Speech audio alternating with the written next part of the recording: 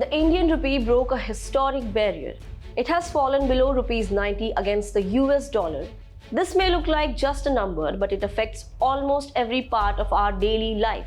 From the petrol we buy to the groceries we bring home, to the dreams families plan for foreign education or travel.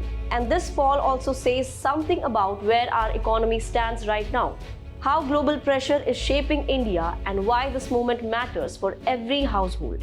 Because when the rupee goes down like this, everything India depends on from outside becomes costlier.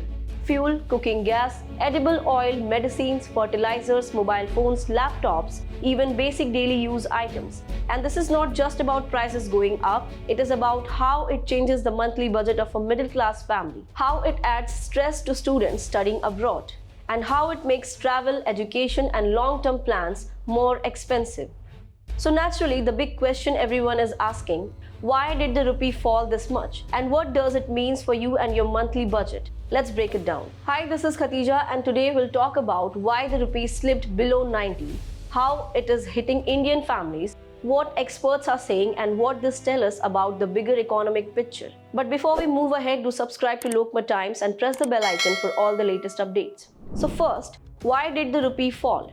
There are three major reasons. The first is trade tensions with the United States. Recent negotiations did not go well, and the US increased tariffs on several Indian exports, some by almost 50%. This made global investors nervous and hit business confidence. The second reason is foreign investors pulling their money out of India. In 2025 alone, almost $17 billion were taken out of Indian equities. When foreign money leaves the country, the pressure on the rupee increases. And the third reason is a policy shift at the RBI.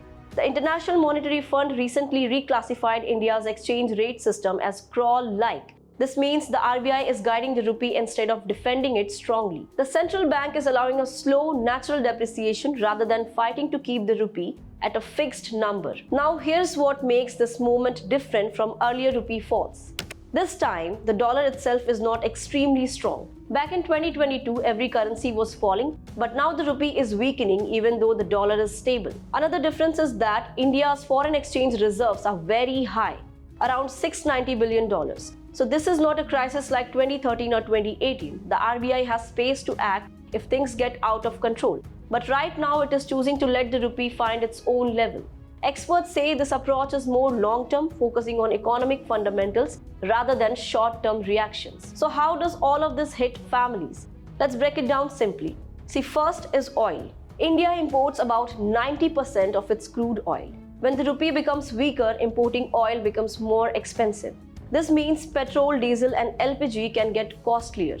Transport costs go up, cooking gas go up, and that affects every household, especially middle and lower income families.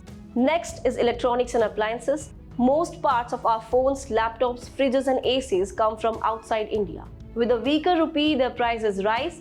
The next smartphone or fridge can cost 5 to 20,000 rupees more. Then comes groceries. India imports a large share of edible oil, fertilizers, and some medicines. When the rupee falls, these things become expensive and push up food inflation. Even simple items like cooking oil, bread, and everyday essentials can get costlier. Students and families dealing with foreign education face a big hit too.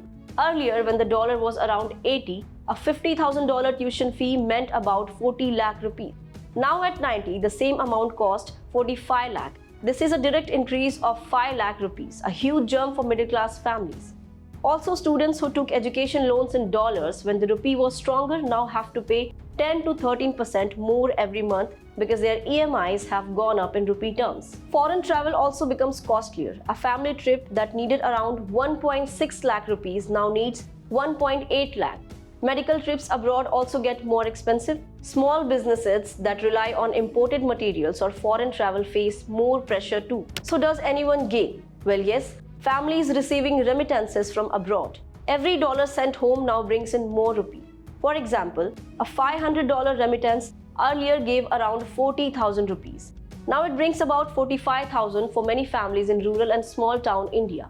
This extra 4 to 5,000 rupees every month can genuinely help with groceries, school fees or savings. Now what about exporters? On papers, exporters should benefit because they earn in dollars and get more rupees. IT companies and pharma firms do see some advantage. but most of them hedge their currency. So the benefit is limited, and for manufacturers like textile, the problem is that US tariffs have gone up, so their advantage gets cut down. So now the big question is, where does this leave us as ordinary people? The rupee may move up or down in the coming weeks, but the impact on our daily life is very real. From the fuel we put in our vehicles to the groceries we buy. And honestly, what do you feel this fall says about our economy right now? Does it worry you, or do you think India will bounce back stronger?